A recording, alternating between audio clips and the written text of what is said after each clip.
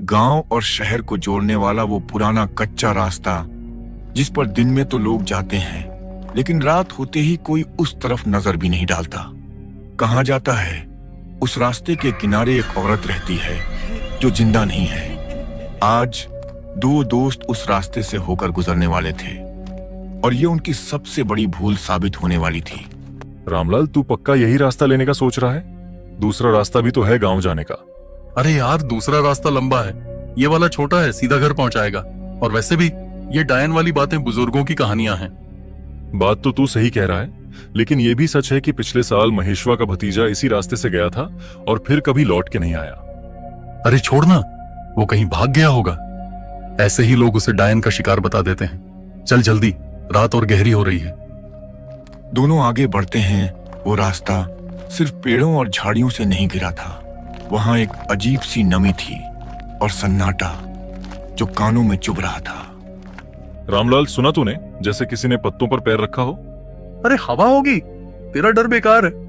अचानक दूर से एक धीमी सी औरत की हंसी सुनाई देती है। ये हवा नहीं थी। किसी औरत की हंसी थी क्या? दोनों ठहर कर इधर उधर देखते हैं लेकिन सिर्फ धुंध है। चल जल्दी निकलते हैं। दोनों तेजी से कदम बढ़ाते हैं लेकिन हंसी पास आती है। अब उसके साथ चूड़ियों की खनक भी सुनाई देती है। हरी, हमारे पीछे कोई है। मत मुड़, बस चलते रहे। हवा अचानक और ठंडी हो जाती है, जैसे किसी ने सांस फूंकी हो। पीछे से कदमों की आवाज आती है। अब मुझे भी डर लग रहा है। पेड़ों के बीच से एक औरत का धुंधला साया दिखता है। लंबे खुले बाल, सफेद साड़ी, चेहरा धुंध से ढका हुआ। ये वही है। साया पास आता है। उसकी गर्दन हल्की हल्की हिलती है। उसकी हंसी धीरे धीरे तेज चीख में बदल रही है। भाग हरी, भाग। दोनों बेतहाशा भागते हैं। रास्ता जैसे खत्म ही नहीं हो रहा। पीछे से कदम, हंसी और चूड़ियों की आवाज पीछा कर रही है।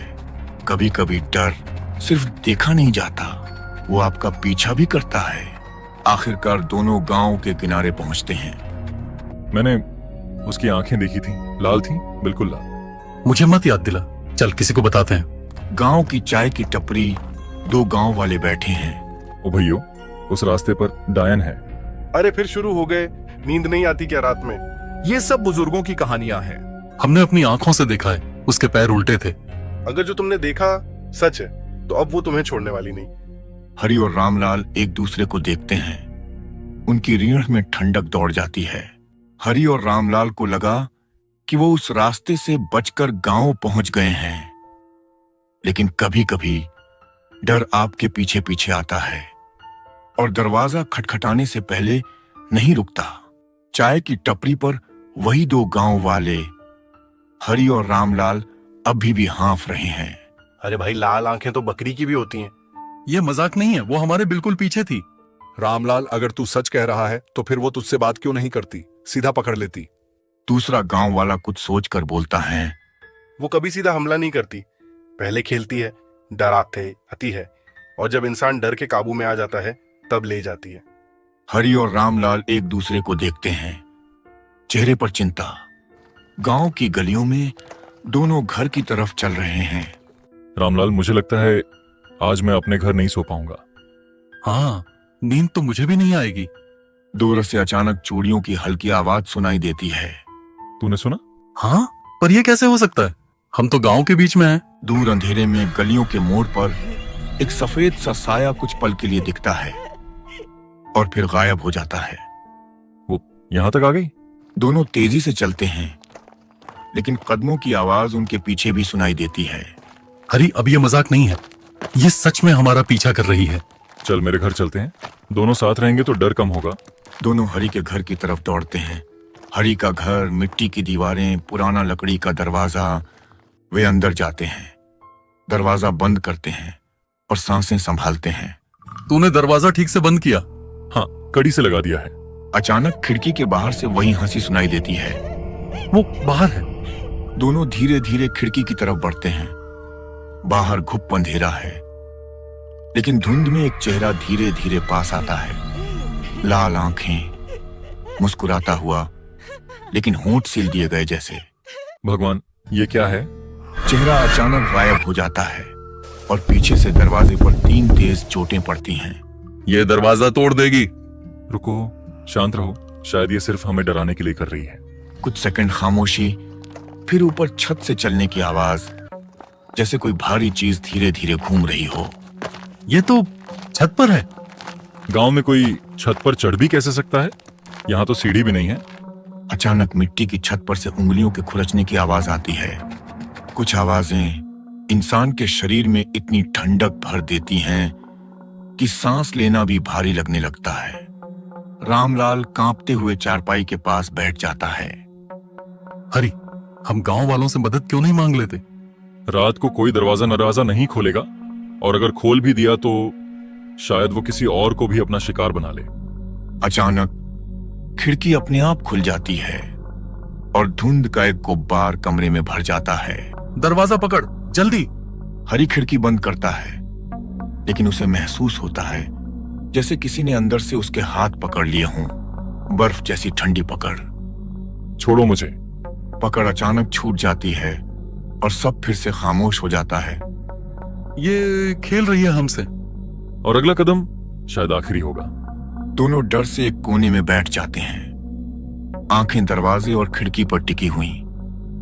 बाहर हवा के साथ हल्की हंसी गूंज रही है। रात किसी तरह कट गई, लेकिन हरी और रामलाल की आंखों से नींद कोसों दूर थी। सुबह का उजाला आने के बाद भी उनके दिल में रात का अंधेरा बाकी था। हरी और रामलाल चाय की टपरी पर बैठे हैं। दोनों थके और डरे हुए लगते हैं। रामलाल, मैं सच कह रहा हूं, अगर ये और एक रात चली ना तो हम दोनों पागल हो जाएंगे। हाँ, लेकिन हमें समझ नहीं आ रहा कि ये हमारे पीछे क्यों पड़ी है। टपरी वाला, जिसका नाम मोहन है, उनकी बातें सुनकर पास आता है। तुम दोनों की बातें पूरे गांव में फैल चुकी हैं। लोग कह रहे हैं कि तुमने डायन देखी है। देखी नहीं, महसूस भी किया है। अगर सच में ऐसा है तो तुम्हें भोला राम से बात करनी चाहिए। वही बूढ़ा जो कल रात वहां बैठा था? हाँ, उसने अपनी जिंदगी में ऐसी कई घटनाएं देखी हैं। शायद वो तुम्हें सच बता सके। भोला राम का घर, टूटी दीवारें, पुराना दरवाजा। हरी और रामलाल दरवाजा खटखटाते हैं। आइए, आओ, मैं जानता था तुम आओगे। दोनों अंदर जाते हैं। भोला राम चूल्हे के पास बैठा है, आंखों में गहराई और चेहरे पर गंभीरता। कल रात के बाद हमें लगा कि आप कुछ जानते हैं। जो रास्ता तुमने चुना था वो सिर्फ रास्ता नहीं, वो उसकी सीमा है। उसकी सीमा? हाँ, सीमा पार करने वाला कोई भी आदमी अगर डर गया तो वो उसके लिए खेल बन जाता है। लेकिन वो कौन है? भोला राम कुछ पल खामोश रहता है, फिर धीमी आवाज में बताना शुरू करता है। बहुत साल पहले इस गांव में एक औरत रहती थी, कमला। कमला के पति की मौत खेत में काम करते समय हुई थी और गांव वालों ने बिना सबूत के उस पर आरोप लगा दिया कि उसने ही काला जादू किया है। गांव वालों ने क्या किया? उसे पेड़ से बांधकर जिंदा जला दिया। मरने से पहले उसने कहा था, तुम सबको मेरी चीखें याद रहेंगी और मैं लौटूंगी तुम्हारे बच्चों को लेने। हरी और रामलाल सहम जाते हैं। उसके बाद हर कुछ साल में कोई न कोई उस रास्ते पर गायब हो जाता है और जो बचकर आ जाते हैं उनके पीछे वो तब तक आती है जब तक क्या? जब तक वो अपनी आत्मा को उनके डर से तृप्त न कर ले या उन्हें भी अपने साथ न ले जाए। तो अब हम क्या करें? रात होते ही अपने घर से बाहर मत निकलना और खिड़की, दरवाजा सब बंद रखना। उसका नाम मत लेना और अगर उसकी हंसी सुनाई दे तो जवाब मत देना। अगर वो फिर भी अंदर आ गई तो फिर कुछ नहीं कर सकते। रात को हरी का घर। हरी और रामलाल चारपाई पर बैठे हैं। दीवार के सहारे, दरवाजा बंद है। मुझे नींद नहीं आ रही। मुझे भी। बस खामोश रह और जो भोला राम ने कहा है वही करना। अचानक बाहर से कदमों की आवाज आती है। हरी, सुन, ये वही है। धीरे धीरे चूड़ियों की खनक सुनाई देने लगती है और साथ में वो हंसी। चुप, कुछ मत बोल। लेकिन अचानक दरवाजे पर 3 जोरदार चोटें। ये तोड़ देगी दरवाजा। दोनों डर से एक दूसरे को देखते हैं और बाहर से एक धीमी आवाज आती है। रामलाल, दरवाजा खोलो, मैं तुम्हारी माँ हूँ। ये मेरी माँ की आवाज है, लेकिन मेरी माँ तो। ये उसकी चाल है, मत खोलना। अचानक खिड़की के पास सफेद साड़ी का एक हिस्सा लहराता है और लाल आंखें अंदर झांकती हैं। कभी कभी डर खटखटाता नहीं, सीधे अंदर घुस आता है। अगली सुबह गांव में सब शांत था। भोला राम हरि के घर की ओर जा रहा था। हरि के घर जाके वो बाहर से आवाज लगाता है, हरि रामलाल, घर में हो क्या? घर में से कोई आवाज नहीं आती। भोला राम घबरा कर घर के अंदर जाता है। जैसे ही वो अंदर जाता है तो वो चौंक जाता है। वहां पर रामलाल और हरि की लाश पड़ी थी। रामलाल और हरि, दो ऐसे लोग जो गांव की आखिरी उम्मीद थे, वो अब इस दुनिया में नहीं रहे। उनकी मौत ने पूरे गांव को और गहरे अंधेरे में धकेल दिया। उस रात के बाद से हर गली, हर घर और हर इंसान पर मौत का साया मंडराने लगा। रामलाल और हरि की चिताएं एक साथ जलाई गईं। लपटें ऊंची उठ रही थीं और राख आसमान की ओर उड़ रही थी।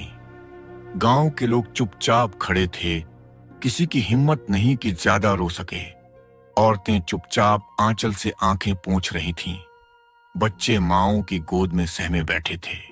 बूढ़े लोग सिर झुकाए खड़े थे, जैसे मौत की आहट उनकी हड्डियों तक पहुंच गई हो। अगर हरि और रामलाल भी हार गए तो अब हम सबकी बारी है। शायद अब भगवान ही हमारी मदद कर सकते हैं। लेकिन भगवान भी उस गांव से जैसे मुंह मोड़ चुके थे। श्मशान से लौटकर हर कोई अपने अपने घरों में बंद हो गया। गांव की गलियां वीरान थीं। बस हवा के झोंके और दरवाजों के चरमराने की आवाजें आ रही थीं। लकड़ी के दरवाजे हिलते हैं, लोहे की कुंडी खटकती है। कहीं दूर से कुत्ते लगातार रो रहे हैं। खिड़कियों के पीछे से झांकते चेहरे, आंखों में डर साफ झलक रहा था। किसी की हिम्मत नहीं थी बाहर निकलने की। लाल धुंध और गाढ़ी हो गई थी। वो हर गली, हर घर में घुस रही थी। बच्चे खांसते, औरतें मंत्र पढ़ती, मर्द दीवारों से सट कर खड़े हो जाते।